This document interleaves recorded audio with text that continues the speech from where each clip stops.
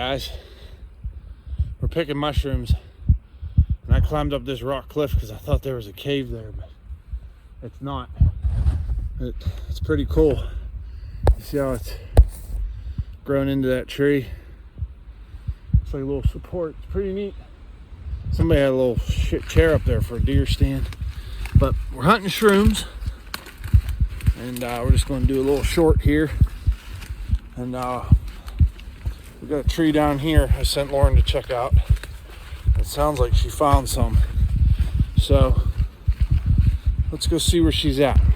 All right, we're coming down. This here is called pheasant back mushrooms. You can eat them. Whoa, you can eat them. The technical term is dryad saddle. I don't know why, but you can't eat them. You'd want the smaller ones, not the bigger ones. The funny thing about them is they smell like watermelon rind. The rind, not watermelon, but the rind.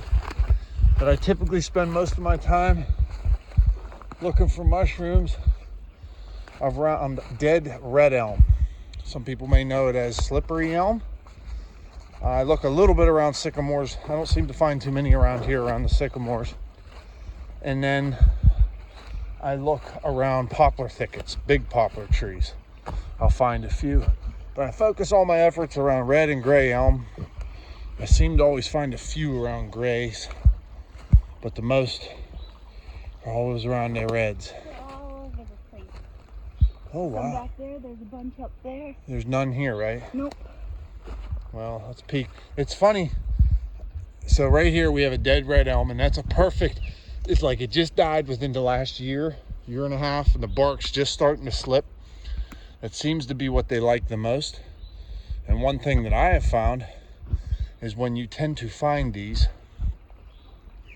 they're always on one side of the tree. It's like, I don't know if it's prevailing wind or what does it, but it makes them go one way. And she has found a monster patch. Wow. So Be careful in there. I gotta watch where I step. Some right there. There's some right there. Where's the other ones? There's one there. Right there. There's two Yeah. right there that are pretty big. So we got a little guy peeking through. He's big enough to pick. We got twins here. These are just getting.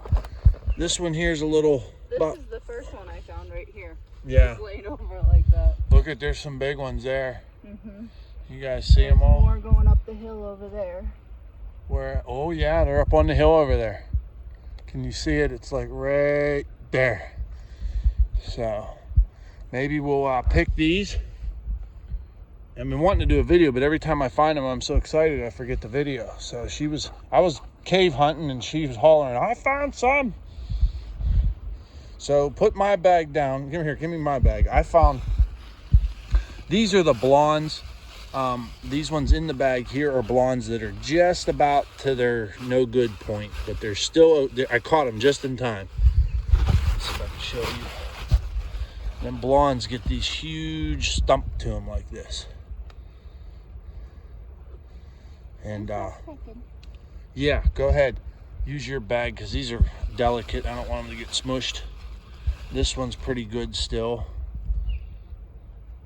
But these are growing in the low line. For some reason, the ones low on the hill are ripe first. And if you got any bad on the bottom of that, honey, just nip it off. That's all. Just shave off the bad part. And they're growing all through these tree branches too. Look, there's one there. There's all those over there. There's one really good one right here. Yeah, that's the one I seen. Oh yeah. Wow. See how white the stem is? When that stem starts to yellow up like the top, that's when they're on their way out, in my opinion. And you always want to cut. You want to leave that bottom part, I forget the technical term, but leave that bottom part in the ground. The big guy. Yeah. Be tasty. Good with steak. We're gonna put some on pizza. Ooh, I forgot about that. So maybe we'll couple this with a couple different ways of cooking them. We'll put this will be like a catch, cook, and eat. Cut that red spot off the bottom. We'll cut the other part off of it when we cut the rest of the mushroom. You can just take that whole stem off, honey. It's okay. See how the stem is starting to yellow with the mushroom? Those are a little bit past their prime. They're still good though. So, all right, I'm gonna get to picking, and we'll do a cooking video here sometime in the future. We'll match them all together like a catch and cook. Out here hunting mushrooms again. We're finding some. And check this out. Here's an old logging road. Comes right off this bench, goes right out across that bench, and we're in a little wet spot. And I mean, they must not have... I'm making a video. This is state park now. So this was logged before this became state park. So that tells you how long ago. And look at that. We got a hollow log they used as a pipe, and it's still working. That's wild. That's pretty wild. But I see some dead elm right there, and right up through there. It's screaming. All right, we're on our way home. Check out that sunset over there. Well, it's not quite set yet, but how many bags of mushrooms did we get? 4 bags. 4 shopping bagfuls. That's probably one of the best hauls I've had in a long time. And on the last stop, we were just about ready to leave. We're going to get some pizza. And we were going to call it quits. yeah, we were going to call it quits. And I just was getting ready to turn off this road. And I was like, ooh, look at that tree up there. So it was a gray elm, which normally doesn't do very good. But we figured we had a good day. We tried. We ran up there. And sure as what we find up there, 11 under that tree. There were some good dark ones under that. A nice big some one. grays. Yeah, we found some nice grays. No blacks today. The blacks are usually early. And then they go grays, and then you get into the big blondes like you saw before. So stay tuned. We are going to do some how-to cooking on some of them. We're going to do some tried and true ways that I've always done. How do you feel about those ways? Very good. Really. And then we're going to try maybe some new experimental things. So stay tuned, guys.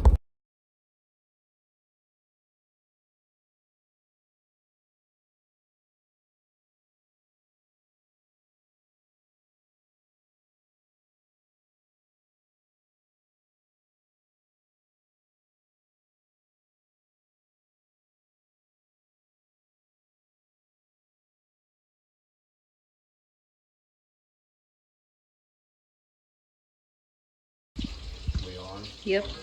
All right, so here's the first. You usually just saute them in a pan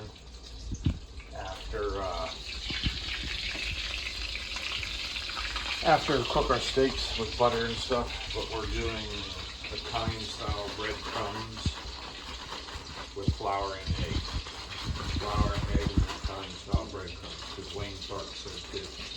That's the first way to try it. He said it's the best way to have them. Gotta have them fried. I don't know if I'm a believer. But then we're going to, so we're going to turn this into like a Parmesan. So imagine chicken Parmesan, but with mushrooms.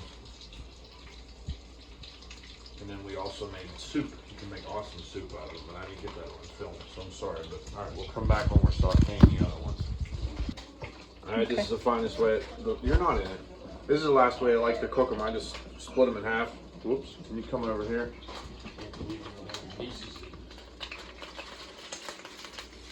And then this is the leftovers. So there's a little bit of olive oil, a little bit of butter, and there's garlic, some ramps, and thyme in there.